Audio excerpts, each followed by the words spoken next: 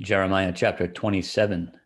In the beginning of the reign of Jehoiakim, the son of Josiah, king of Judah, this word came to Jeremiah from the Lord, saying, Thus says the Lord to me, Make yourselves bonds and yokes, and put them on your neck, and send them to the king of Edom, the king of Moab, the king of the Ammonites, the king of Tyre, and the king of Sidon, by the hand of the messengers who come to Jerusalem, to Zedekiah, king of Judah, and command them to say to their masters, Thus says the Lord of hosts, the God of Israel, Thus you shall say to your masters, I have made the earth, the man and beast that are on the ground, by my great power and by my outstretched arm, and have given it to whom it seemed proper to me. And now I have given all these lands into the hand of Nebuchadnezzar, the king of Babylon, my servant, and the beast of the field I have also given him to serve him. So all nations shall serve him, and his sons, and his son's son, until the time of his land comes, and then many nations and great kings shall make him serve them. And it shall be that the nation and kingdom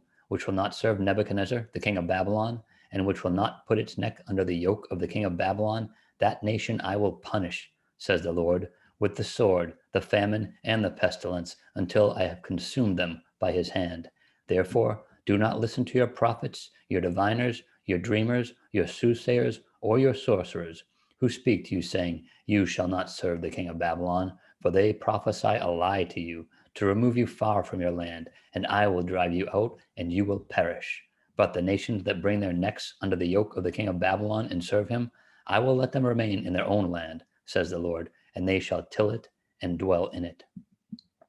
I also spoke to Zedekiah, king of Judah, according to all these words, saying, Bring your necks under the yoke of the king of Babylon, and serve him and his people, and live. Why will you die, you and your people, by the sword, by the famine, and by the pestilence, as the Lord has spoken against the nation that will not serve the king of Babylon? Therefore, do not listen to the words of the prophets who speak to you, saying, You shall not serve the king of Babylon, for they prophesy a lie to you, for I have not sent them, says the Lord. Yet they prophesy a lie in my name, that I may drive you out, and that you may perish, you and the prophets who prophesy to you.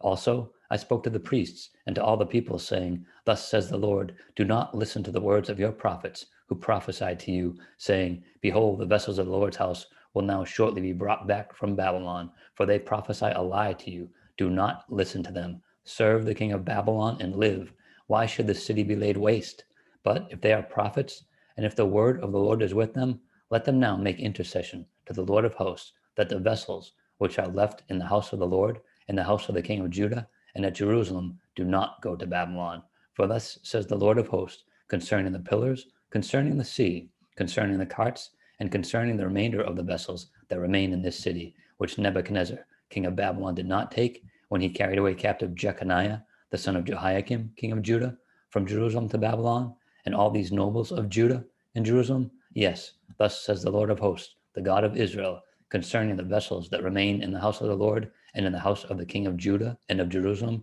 They shall be carried to Babylon, and there they shall be until the day that I visit them, says the Lord. Then I will bring them up and restore them to this place.